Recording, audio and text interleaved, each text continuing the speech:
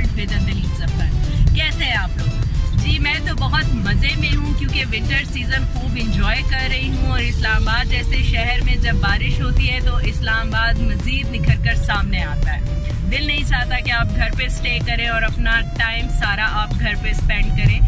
तो आज जैसे ही ऑफिस के बाद मैं घर पहुंची तो हुई थी बारिश, मौसम भी बहुत अच्छा था, तो सोचा आज डिनर किसी ऐसी जगह पे करना चाहिए जहाँ पे ना सिर्फ हम डिनर एंजॉय करें बल्कि एंजॉय करें वहाँ का व्यू भी और वेदर। तो डिसाइड हुआ कि हमें मुनाल जाना चाहिए। Monal is a beautiful place over here in Islamabad, और वैसे भी वी आर ब्लेस्ड कि हम इस्लामाबाद रहते हैं कि हम यहाँ पे हिल्स का मज़ा ले सकते हैं इन नो टाइम, स्पेशली जब भी मौसम हो इस तरह का शानदार। तो जी व्यूअर्स रहिएगा हमारे साथ, हम मुनाल के व्यूज़